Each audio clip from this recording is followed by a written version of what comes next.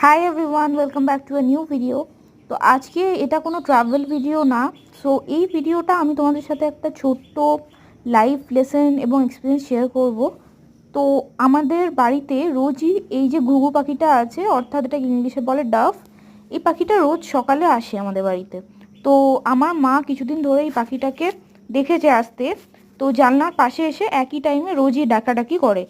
So ওটা দেখার পর একদিন মা কিছু গম কালেক্ট করে এই পাখিটাকে দিয়েছিল। সো পাখিটা প্রথম দুদিন খায়নি, তৃতীয় দিন ওই গমগুলোকে দেখে ভালো করে আশেপাশে কিছুক্ষণ ঘুরলো, তারপরে খাওয়া শুরু করলো। তো মোটামুটি এক সপ্তাহ পর থেকে পাখিটা রোজই একই টাইমে আসে, একটু ডাকাডাকি করে এবং মা ওই একইভাবে গম খেতে দেয় এবং এইভাবেই মানে চলতে থাকে।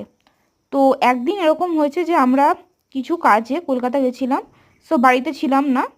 তো যার ফলে আমরা যেদিন ফিরেছি সেদিন দেখছি যে পাখিটা বসে আছে, কিন্তু তবু আমাদের দিকে তাকিয়ে উড়ে আসছে না।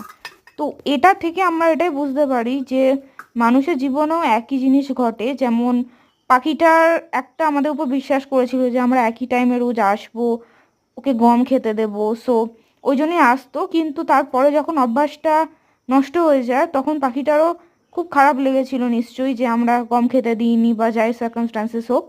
সো এটা মনে হয় হিউম্যান লাইফেও খুবই হয়। সো এই ভিডিওটা ভালো লাগলে তোমরা অবশ্যই শেয়ার করো এবং আমার চ্যানেলটাকে সাবস্ক্রাইব করতে একদম ভুলবে না।